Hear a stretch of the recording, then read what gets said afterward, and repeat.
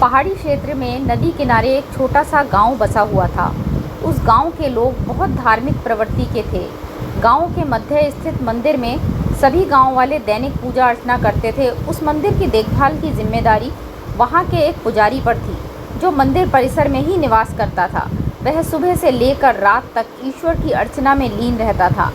एक दिन गांव पर प्रकृति का कहर मूसलाधार बारिश के रूप में टूटा, जिससे गांव की नदी में बाढ़ आ गई। बाढ़ का पानी जब गांव में प्रवेश कर गया तो गांव के लोग छोड़कर सुरक्षित स्थान पर जाने की तैयारी करने लगे। एक व्यक्ति को गांव छोड़कर जाने के पहले मंदिर के पुजारी का ध्यान आया और वह भागता हुआ मंदिर पहुंचा। वहां पहुंचकर वह पुजारी से बोला, पंडित जी, बाढ़ का पानी हमारे घरों में घुसने लगा है। धीरे धीरे बढ़ते हुए वो मंदिर तक भी पहुंच जाएगा। यदि हमने गांव नहीं छोड़ा तो बाढ़ में बह जाएंगे। हम सभी सुरक्षित स्थान पर जा रहे हैं, आप भी हमारे साथ चलिए।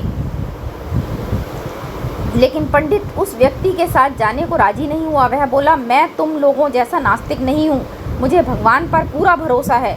पूरे जीवन मैंने उनकी आराधना की है। वह मुझे कुछ नहीं होने देगा। तुम लोगों को जाना है तो जाओ, मैं यहीं रहूँगा। पंडित की बात सुनकर वह व्यक्ति वापस चला गया। पंडित भगवान की प्रार्थना में लीन हो गया। ही देर में बाढ़ का पानी मंदिर तक पहुंच गया। बढ़ते बढ़ते वह पंडित जी की कमर तक पहुंच गया। ठीक उसी समय एक आदमी नाव लेकर वहां आया और पंडित से बोला, पंडित जी, मुझे गांव के एक आदमी ने बताया कि आप अब भी यहीं हैं। मैं आपको लेने आया हूं, चलिए नाव पर बैठिए। पंडित ने वही बात नाव वाले व्यक्ति से भी कही जो उसने पहले व्यक्ति से कही थी और जाने से इनकार कर दिया। नाव लेकर आया व्यक्ति चला गया। कुछ देर में पानी मंदिर की छत तक पहुंच गया। भगवान को मदद के लिए याद करते हुए पंडित मंदिर के सबसे ऊंचे शिखर पर जाकर खड़ा हो गया। तभी वहां एक सुरक्षा दल हेलीकॉप्टर आया। पंडित जी को बचाने के लिए रस्सी फेंकी, लेकिन पंडित ने वही बात दोहराते हुए उस रस्सी को पकड़ने से इनकार कर दिया। सुरक्षा दल का हेलीकॉप्टर दूसरों को बचाने आगे चला गया।